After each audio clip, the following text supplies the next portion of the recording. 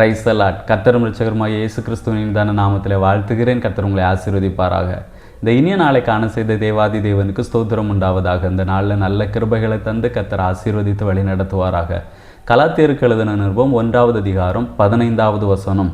அப்படி இருந்தும் நான் என் தாயின் வயிற்றில் இருந்தது முதல் என்னை பிரித்தெடுத்து தம்முடைய கிருபையினால் அழைத்த தேவன். கர்த்தருடைய நாமம் மகிமைப்படுவதாக. நாம் தாயின் வயிற்றில் இருக்கும் பொழுதே கர்த்தர் நம்மை பிரித்தெடுத்திருக்கிறார், நம்மை கிருபையாய் அழைத்திருக்கிறார். எதற்காக நாம் அழைக்கப்பட்டிருக்கிறோம் என்று பார்க்கும் பொழுது ஆதியாகம புஸ்தகம் 2வது அதிகாரம் 15வது வசனத்திலே சொல்லப்பட்டிருக்கிற தேவனாகிய கர்த்தர் மனுஷனை ஏதேன் தோட்டத்தில் அழைத்து கொண்டு வந்து அதை பண்படுத்தவும் காக்கவும் வைத்தார் என்று.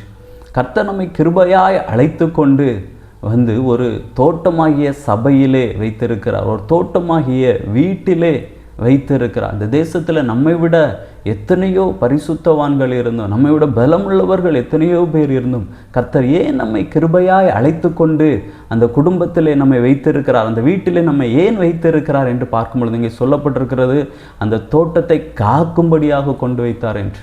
நம்ம வீட்டில் ஒருவேளை நாம் மட்டும் ரட்சிக்கப்பட்டிருக்கலாம், அந்த குடும்பத்திலேயே நம்முடைய குடும்பம் மட்டும் ரட்சிக்கப்பட்டிருக்கலாம்.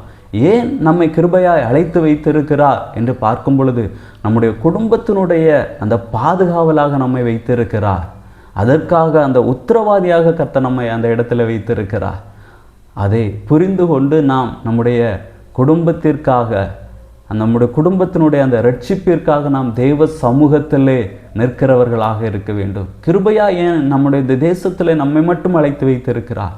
இந்த தேசத்திற்காக உத்தரவாதம் எடுத்துக்கொள்ளும்படி, அந்த தேசத்தினுடைய பாதுகாவலுக்காக, அந்த தேசம் காக்கும்படியாக கர்த்தர் நம்மை அழைத்திருக்கிறார். அதை உத்தரவாதமாக எடுத்துக்கொண்டு நாம் தேவ சமூகத்திலே நிற்கிறவர்களாக இருக்க வேண்டும். அதை புரிந்து கொண்டு செயல்படுவோம். கர்த்தர் நம்மை ஆசீர்வதிப்பார். ஜெபிக்கலாமா?